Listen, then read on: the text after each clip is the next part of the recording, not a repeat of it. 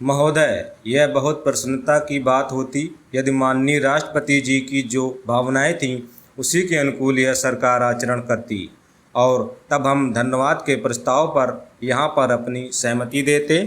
हमारे राष्ट्रपति जी विवाद के विषय नहीं, हम उनका सम्मान करते हैं, लेकिन समानता प्रजातंत्र में यह कसौटी है कि जो कुछ राष्ट्रपति जी कहते हैं वह राजतंत्र की एक सामान्य नीति है जो कि अगले वर्षों में बरती जाएगी।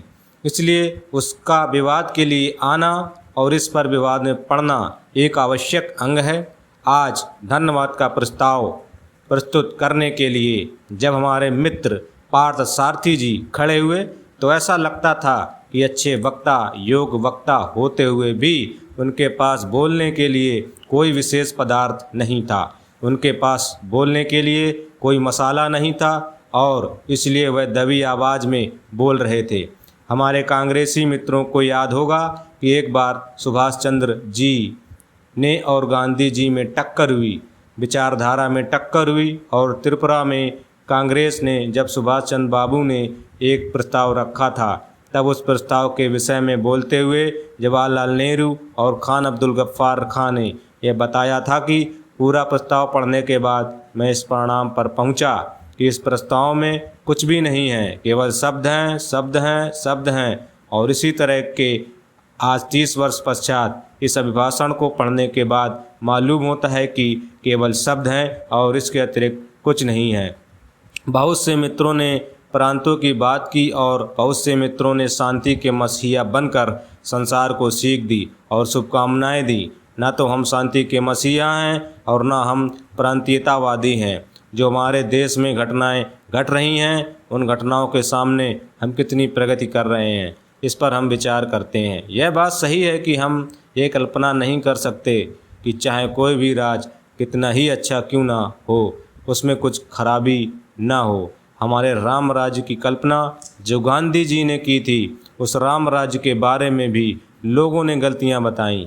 इस राज्य में भी हम यह कहें कि गलतियां हैं तो हम समझ सकते हैं कि हमारे मित्र हमें क्षमा करेंगे, और अगर हम यह कहें कि गांधी जी के राम राज्य की कल्पना को साकार करने के लिए यह जो देश आगे बढ़ा उससे हमको सीख मिल रही है। हमारे देश में दो सामान्य बातें हैं, एक तो देश को आंतरिक स्थिति से और दूसरी देश की जो बाह्य स्थिति है उससे हम दोनों दिशाओं में बुरी तरह से असफल हुए हैं। हमारे देश का बाहर जितना सम्मान था उसके बारे में हमारे जो नए मित्र आए होंगे उनके सामने हमें तथ्य प्रस्तुत करने की आवश्यकता नहीं है। लेकिन 1946 में आधा संसार हमें अपना नेता मानने के लिए तैयार था। यह सब है माननीय सदन के सामने यह विनियोग विधेयक क्रमांक 3 आया है और इसमें हमें यह व्यवस्था दी गई है कि भारतवर्ष की संचित पूंजी में से 1 अरब और 60 करोड़ रुपए से अधिक धन निकाला जाए और उनको भारतवर्ष की उन सेवाओं पर खर्च किया जाए जो अनुसूची में अंकित हैं। उदाहरण के लिए जैसा कि हमारे पूर्ववर्ती मित्रों ने कहा है, संभवतः इस विनियोग विधेयक में जिन जिन कार्यों के लिए और जिन मंत्रालयों के लिए जितने धन की आवश्यकता है उनकी यहाँ एक सूची दी गई है।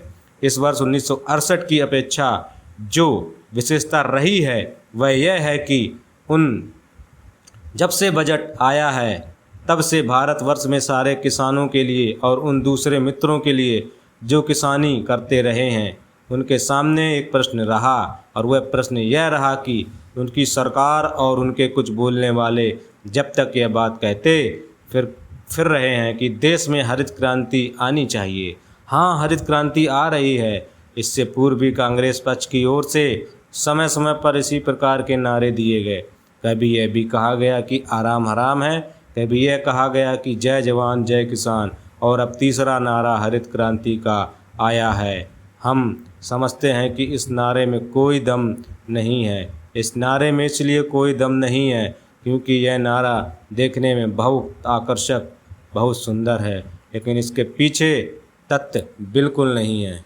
किसानों के ऊपर टैक्स लगाने की मंत्रिमंडल के द्वारा और कांग्रेस के अन्य मित्रों के द्वारा जो बात कही गई है, वे मित्र कभी खेती करते नहीं हैं और न खेती के बारे में जानकारी रखते हैं।